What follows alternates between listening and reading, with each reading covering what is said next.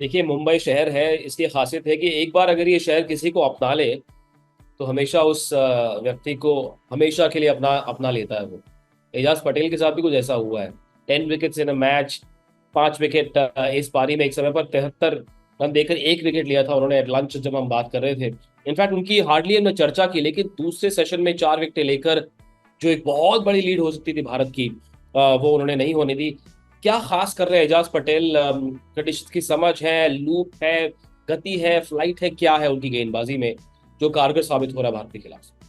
देखिए, पहली बात तो पिच से मदद मिल रही है। और आपको सही पेस, सही लेंथ में जब आप गेंदबाजी करते हैं कंसिस्टेंटली, तब आपको कुछ ना कुछ मदद मिलती है। आप जडेजा को देख लीजिए, आप वॉशिंगटन सुंदर को देख लीजिए, आप पटेल साहब को देख लीजिए। जब भी वो सही लेंथ में आप सही तरीके से गेंदबाजी कर रहे हैं तो आपको मदद मिल रही है। लेकिन सबसे बड़ी बात, आप देखेंगे लंच के बाद इतनी आसानी से भारतीय बल्लेबाजों ने स्ट्राइक रोटेट नहीं किया।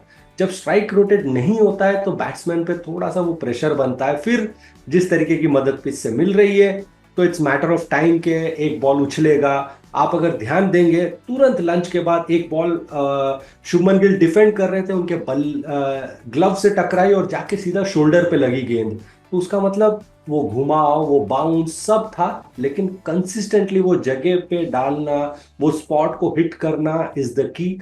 वही डिफरेंस क्रिएट किया है एजाज पटेल के लिए। जैसा मैंने आपको कहा था कि लंच में जरूर जाएंगे, वो लेंथ, वो लाइन के बारे में चर्चा होगी, और शायद वो बातचीत हुई और तुरंत ही उसका एग्जीक्यूशन आपको देखने में मिला, और उस विकेट, जैसा कि मैं कहता हूँ, बाय प्रोडक्ट है।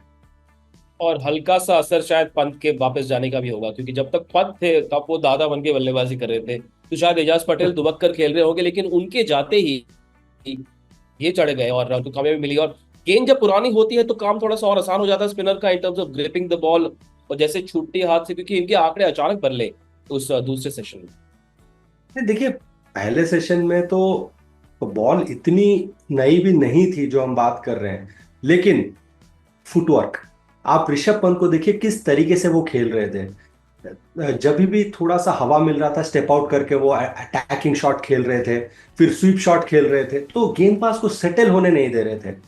जब आप बैट्समैन हो या गेंदबाज हो, आप उनको सेटल नहीं होने देते हैं, तो फिर उनकी रणनीति हो जाती है कि कैसे मैं अपने आप को थोड़ा सा जमाऊं पिच पे। जमाने के बाद ही आप सोचते हैं कि मैं कैसे अटैकिंग क्रिकेट खेलूं। तो मुझे लगता है कहीं ना कहीं वो चीज ऋषभ पंत होने नहीं दे रहे थे। जैसे ही बैट्समैन थोड़ा सा सेटल होने की कोशिश कर रहे थे, थोड़ा सा समय दिए एजाज पटेल को, फिर वो निखर कर बाहर आए। फिर उनके उन्होंने वो फायदा उठाया वो पिच का।